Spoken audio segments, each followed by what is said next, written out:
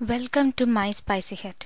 ఈరోజు మనం కొత్తిమీర అన్నం ఎలా చేయాలో చూద్దాం.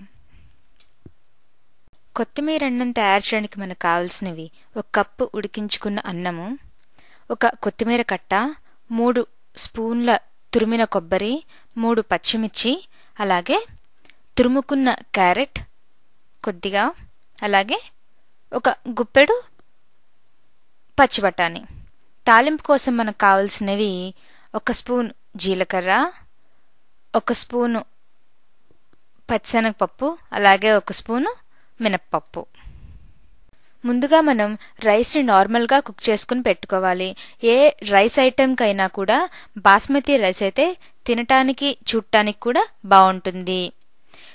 ఇలాంటి రైస్ ఐటమ్స్ చేసేటప్పుడు రైస్ కుక్కర్లో కనుక రైస్ని వండితే సరైన కన్సిస్టెన్సీలో రైస్ ఉడుకుతుంది. అది మరీ పొడి పొడిగా లేకుండా మెత్తబడకుండా నార్మల్ కన్సిస్టెన్సీలో ఉడుకుతుంది. ఇలా రైస్ని కుక్ చేసుకుని పెట్టుకోవాలి.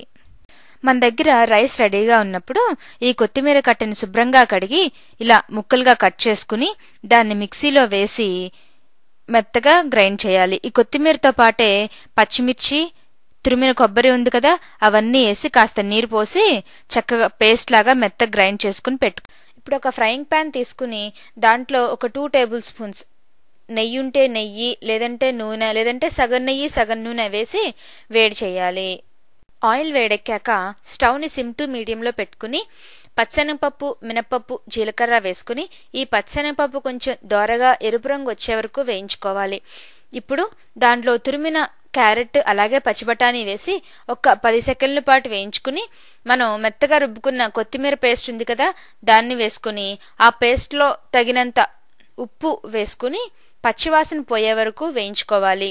ఈ పచ్చివాసన పోవటానికి ఎంతో ఎక్కువసేపు పట్టదు, 1 నిమిషం కూడా పట్టదు. స్టవ్ సిమ్లో ఉంటే కొంచెం నిమిషం పడుతుందేమో, స్టవ్ సిమ్ టు మీడియంలో ఉంటే 1 మినిట్ కూడా పట్టదు. ఎక్కువసేపు వేయించేస్తే ఈ పేస్ట్లో ఉన్న మాయిశ్చర్ అంతా వేడికి ఆవిరైపోయి మనకి అన్నం సరిగ్గా కలవదు.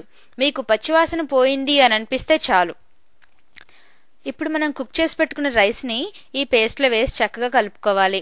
మనం అన్నం కలుపుకోవడానికి ఇలా ఈ వెడల్పుగా ఉన్న ప్లాస్టిక్ స్పూన్ అయితే అన్నం విరిగిపోకుండా చక్కగా కలుపుకోవచ్చు. ఇలా రైస్ ఐటమ్స్ ఎప్పుడు కలిపేటప్పుడు కింద నుంచి రైస్ని తీసి పైకి వేస్తూ కలపాలి. అలా అయితే అన్నం విరిగిపోకుండా ఉంటుంది. అలాగా చక్కగా పేస్ట్ అంతా ఎక్కడ తెల్లన్నం మిగలకుండా చక్కగా కలయి తిప్పుకుంటే సరిపోతుంది. ఇప్పుడు స్టవ్ని సిమ్లో పెట్టేసి ఒక 5 నిమిషాలు కనుక ఉంచితే ఈ పేస్ట్లోని టేస్ట్ అంతా రైస్ చక్కగా అబ్జర్వ్ చేసి మంచి టేస్ట్ వస్తుంది. ఇప్పుడు ఒకసారి మనం టేస్ట్ చూస్తే ఉప్పు ఎంతుందో తెలుస్తుంది. తక్కువ ఎక్కువలు ఉంటే అడ్జస్ట్ చేసుకుంటే సరిపోతుంది. ఈ కొత్తిమీర రైస్ నిమ్మకాయ పిండుకుంటే కూడా చాలా బాగుంటుంది. అసలు నిమ్మకాయ పిండుకోకపోయినా బాగుంటుంది, ఇష్టమైన వారు నిమ్మకాయ పిండుకోవచ్చు. ఒకవేళ కొత్తిమీర అన్నంలో కారం అంటే పచ్చిమిర్చి కనుక ఎక్కువయ్యి ఘాటు ఎక్కువైతే గనక 1 నిమ్మకాయ పిండుకున్నా ఘాటు తగ్గిపోతుంది.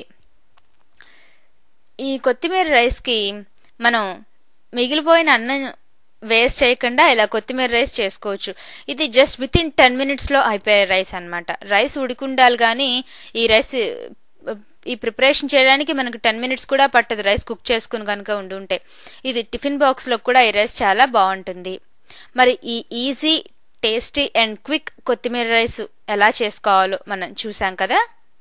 మరి మీరు నా వంటని, నా వీడియోని ఎంజాయ్ చేశారనుకుంటాను. నా మరిన్ని రెసిపీస్ అండ్ వీడియోస్ కోసం నా వెబ్సైట్ విజిట్ చేయండి. నా website address myspicyhut.com. Thank you.